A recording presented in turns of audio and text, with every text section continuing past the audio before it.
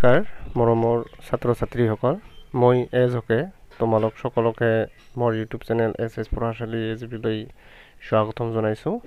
মই আজিৰ এই ভিডিঅ'খনত আলোচনা কৰিম তোমালোকৰ তৃতীয় শ্ৰেণীৰ নতুন বিজ্ঞান পাঠ্যপুথিখনৰ আমাৰ লেসন নাম্বাৰ 2 অৰ্থাৎ মাটি শিল আৰু খনিজ পদাৰ্থ এই পাঠটোৰে মই প্ৰশ্নকেইটা আজিৰ এই ভিডিঅ'ত আলোচনা কৰিম। আশা কৰোঁ তোমালোকে স্কিপ নকৰি ভিডিঅ'খন সম্পূৰ্ণ চাবা আৰু যদি কিবা ঠাইত তোমালোকে বুজি পোৱাত কিবা অসুবিধা পোৱা বা মনত কিবা তোমালোকৰ প্ৰশ্ন থাকে তোমালোকে মোক কমেণ্টত জনাব পাৰা আৰু ভিডিঅ'খন চাই যদি তোমালোকক ভাল লাগে এটা লাইক কৰি বন্ধু বান্ধৱীলৈও শ্বেয়াৰ কৰি দিব পাৰা আৰু যদি চেনেলটোত প্ৰথমবাৰৰ কাৰণে আহিছা চেনেলটো সাবস্ক্ৰাইব কৰি অল নোটিফিকেশন সিলেক্ট কৰি ৰাখিবা, বেল আইকনত ক্লিক কৰি অল নোটিফিকেশন সিলেক্ট কৰি ৰাখিবা যাতে মই যেতিয়াই এনেকুৱা নতুন ভিডিঅ' পৰা আপলোড কৰোঁ সেইবোৰৰ নোটিফিকেশন তোমালোকে সময়মতে পাই যাবা। যিয়ে নহওক আহাচোন আমি দেৰি নকৰি আজিৰ ভিডিঅ'খন আৰম্ভ কৰোঁ। আমাৰ লেসন নাম্বাৰ 2 হৈছে মাটি শিল আৰু খনিজ পদাৰ্থ আৰু ইয়াৰ আমাৰ প্ৰথম প্ৰশ্নটো আছে যে মাটি কি। তোমালোকে প্ৰথমতে পাঠখন পঢ়ি চাবা, গোটেই পাঠখন পঢ়ি চাবা, তাৰপিছত তোমালোকৰ প্ৰশ্নবিলাক বুজি পোৱাত সুবিধা হ'ব। ইয়াত মই পাঠৰ বিষয়ে আলোচনা নকৰোঁ কাৰণ ভিডিঅ'খন দীঘলীয়া হৈ যায়। এতিয়া আমাৰ 1 নম্বৰ প্ৰশ্ন আছে মাটি কি। উত্তৰত আমি লিখিম যে পৃথিৱীৰ উপৰিভাগৰ কোমল সাৰুৱা অংশৰকে মাটি বোলে। যে কি হয় যে পৃথিৱীৰ আমাৰ যিখন উপৰিভাগ আছে উপৰিভাগৰ কোমল আৰু সাৰুৱা অংশটোকে আমি কি বুলি কওঁ মাটি বুলি কওঁ। আমাৰ 2ত আছে যে মাটিৰ ঘাই তৰফ কেইটা আৰু কি কি।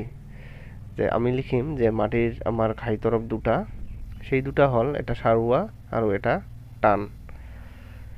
3ত আছে যে মাটিৰ প্ৰকাৰ কেইটা আৰু কি কি। আমি লিখিম মাটিৰ প্ৰকাৰ 3টা।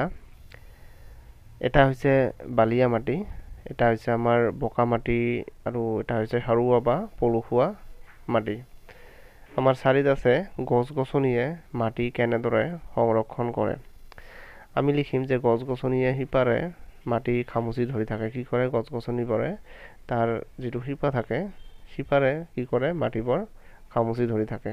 সেইবাবে বৰষুণৰ পানীয়ে মাটি সহজে উটুৱাই নিব নোৱাৰে।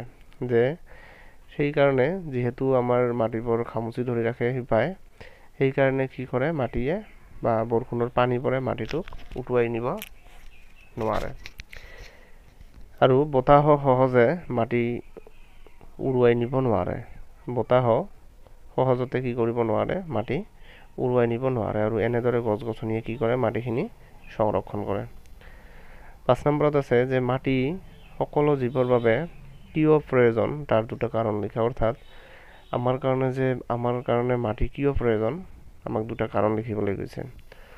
আমি লিখিম যে মাটিৰ প্ৰয়োজনৰ কাৰণ দুটা হ'ল যে মাটি যে আমাৰ কাৰণে প্ৰয়োজন তাৰ কাৰণ দুটা হ'ল এটা হৈছে মাটিত মানুহে খেতি বাতি কৰে। আমি সকলোৱে জানো যে মাটিত কি কৰা হয় খেতি বাতি কৰা হয়। মানুহে খেতি বাতিৰ পৰা সকলোবোৰ খোৱা বস্তু পায়, যে তাৰ পৰাই আমি কি পাওঁ খোৱা বস্তুবোৰ পাওঁ, এইটো এটা কাৰণ। আৰু এটা হৈছে মাটিত গছ-গছনি গজে। যে মাটিত কি গজে গছ-গছনি গজে, চৰাই-চিৰিকটিবোৰ গছ-গছনিতে থাকে আৰু গছ-গছনি নাথাকিলে কোনো জীৱ-জন্তু জীয়াই থাকিব নোৱাৰে। এই দুটাই আমাৰ কাৰণ। 6 নম্বৰত আছে মাটিৰ ওপৰৰ তৰপটোত খেতি বাতি কিয় ভাল হয়। যে আমাৰ মাটিৰ যিহেতু ওপৰৰ তৰপটো যে আছে তাত কিয় খেতি বাতি ভাল হয়, তাৰ তলৰ বিলাকত কিয় খেতি বাতি ভাল নহয়। আমি উত্তৰত লিখিম যে মাটিৰ ঘাই তৰফ দুটা। আমি জানো কি যে মাটিৰ ঘাই তৰফ দুটা, সাধাৰণতে ওপৰৰ তৰফটো সাৰুৱা। ওপৰত যিটো তৰফ আছে এইটো কি সাৰুৱা। ইয়াৰ বৰণ কি হয় ছাইৰ দৰে।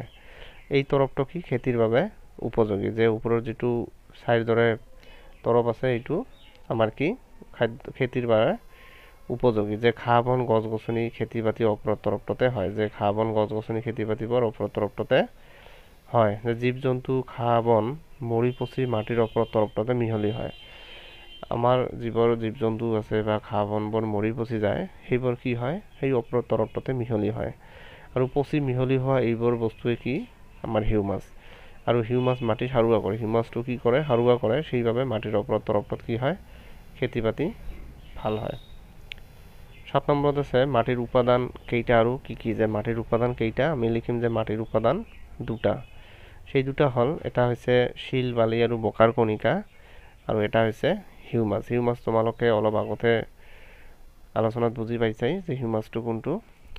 আৰু এটা উপাদান হৈছে আমাৰ শিল বালি আৰু বোকাৰ যিটো কণিকা থাকে সেইটো মিলি এটা। এতিয়া 8 নম্বৰত আছে বালিয়া মাটি কেনেকুৱা হয়? যে আমাৰ বালিয়া মাটি কেনেকুৱা? যে বালিয়া মাটিত বালিৰ পৰিমাণ বেছি। আমি জানোৱে যে বালিয়া মাটিত কি থাকে? বালিৰ পৰিমাণটো বেছি থাকে। বোকা আৰু হিউমাছ কম থাকে। তাত হিউমাছো কম থাকে আৰু বোকাৰ পৰিমাণো কম থাকে। যে আৰু বালিয়া মাটি কি হয়? খহটা হয়। এতিয়া আমাক প্ৰশ্ন কৰিছে যে বোকা মাটি কেনেকুৱা? এতিয়া আমি লিখিম যে যি মাটিত বোকাৰ পৰিমাণ বেছি সেয়ে বোকা মাটি। অৰ্থাৎ বোকা মাটিত বোকাৰ পৰিমাণ বেছি থাকিবই আৰু বালিয়া মাটিত বালিৰ পৰিমাণ বেছি থাকে। তেনে মাটিত বালি আৰু হিউমাছৰ পৰিমাণ কম। যে আমাৰ বোকা মাটিটোত কি হয়? ইয়াত আকৌ বালি আৰু হিউমাছৰ পৰিমাণটো কম থাকে। বোকা মাটি কোমল আৰু বৰ মিহি। বোকা মাটিটো কি হয়? কোমল হয় লগতে মিহি হয়।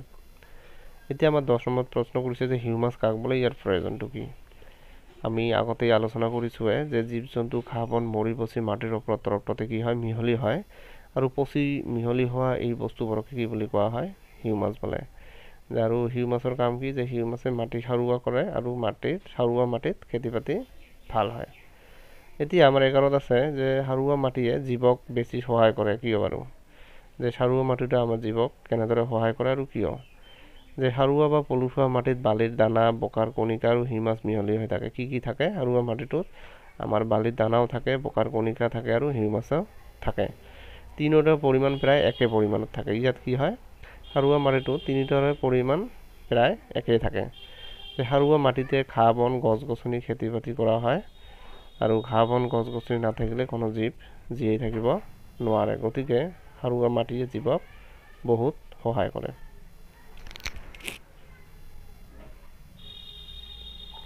যে 12 নম্বৰত আছে টান শিল এটা কেনেকৈ ধূলিলৈ সলনি হয়? যে টান শিলটো কেনেকৈ ধূলিলৈ সলনি হয়? এতিয়া আমি লিখিম ৰদ বতাহ ধুমুহা বৰষুণে খুব লাহে লাহে শিলবোৰ ভাঙি পেলাই। কি কৰে? ৰদ বতাহ আৰু বৰষুণে, ধুমুহা বৰষুণে লাহে লাহে কি কৰে? শিলবোৰ ভাঙি পেলাই। আৰু সৰু সৰু শিলবোৰ আকৌ ভাঙি বালিলৈ সলনি হয়। আৰু সৰু সৰু শিলবোৰ কি কৰে? আকৌ ভাঙি বালিলৈ সলনি হয়। আৰু ধুমুহা বতাহ নদীৰ স্ৰোতত বালিবোৰ ধূলিলৈ সলনি হয়। এতিয়া আমি শুদ্ধ উত্তৰটোত ৰাইট চিন দিয়া। এতিয়া ক নম্বৰত আছে ধান খেতি সকলো মাটিতে ভালদৰে হয় আৰু নহয়। যে এইটো নহয়, আমাৰ ধান খেতিটো সকলো মাটিতে ভালদৰে নহয়। খ নম্বৰত আছে যে মাটিৰ তলত তৰপ্ত গছ গছনিৰ বাবে উপযোগী হয় নে নহয়? এইটোও আমাৰ নহয়, কাৰণ মাটিৰ ওপৰত তৰপ্ত গছ গছনিৰ কাৰণে উপযোগী। গত আছে গাঁত এটা খান্দিলে তললৈ বেছি টান মাটি পোৱা যায় নে নাযায়? এইটো আমাৰ নাযায়। গাঁত এটা খান্দিলে তললৈ বেছি টান মাটি পোৱা নাযায়। আৰু বোকাৰ কণিকা মিহি বালিতকৈ সৰু বা ডাঙৰ? এইটো কি? বোকাৰ কণিকা বালিতকৈ কি হয়? সৰু হয়। বানপানীৰ পানী ঘোলা হয় নহয়? এইটো আমাৰ হয়। বানপানীৰ পানীবোৰ কি হয়? ঘোলা হয়। এতিয়া ক অংশৰ লগত খ অংশ মিলাবলৈ দিছে। তোমালোকে এইটো কিতাপতো চাই ল'বা। এইটো উত্তৰখিনি হ'ব যে বালিয়া মাটিত তোমালোকে আণ্ডাৰলাইন কৰিবা বালিৰ কণিকাৰ পৰিমাণ বেছি। হিউমাছ কি হৈছে? হিউমাছৰ লগত তোমালোকে আঁচ টানিবা মাটিৰ লগত মিহলি হৈ থকা মৰা পচা জীৱদেহৰ অংশ। আৰু বোকা মাটিত বোকাৰ পৰিমাণ বেছি। আৰু মৰুভূমিত কি হয়? প্ৰচুৰ পৰিমাণে বালি থাকে। আৰু 5 নম্বৰত গছ গছনিয়ে কি কৰে? আমাৰ বায়ু বিশুদ্ধ কৰি ৰাখে। আশা কৰোঁ তোমালোকক ভিডিঅ'খন চাই ভাল লাগিছে। যদি ভাল লাগিছে এটা লাইক কৰি দিবা আৰু কমেণ্ট কৰিবলৈ নাপাহৰিবা। আৰু পাৰিলে বন্ধু বান্ধৱীলৈও শ্বেয়াৰ কৰি দিবা। আৰু যদি চেনেলটোত নতুন আহিছে চেনেলটো ছাবস্ক্ৰাইব কৰি ৰাখিবা। লগতে বেল আইকনত ক্লিক কৰি অল নটিফিকেশ্যন চিলেক্ট কৰি ৰাখিবা, যাতে যেতিয়াই মই নতুন ভিডিঅ'বোৰ আপলোড কৰোঁ সেইবোৰৰ নটিফিকেশ্যন তোমালোকে সময়মতে পাই যোৱা। আৰু যদি তোমালোকক কিবা পাঠৰ বিষয়ে ভিডিঅ' লাগে সেইটোও তোমালোকে মোক কমেণ্টত জনাবা, নহ'লে মোৰ হোৱাটছএপ নম্বৰ 7662938905। এই নম্বৰত, নহ'লে 8876299269 এই নম্বৰত তোমালোকে হোৱাটছএপ কৰিব পাৰা। যিয়ে নহওক, তোমালোকে মোৰ ভিডিঅ'খন শেষলৈকে চোৱাৰ কাৰণে ধন্যবাদ জনাইছোঁ। থেংকছ ফৰ ৱাচিং।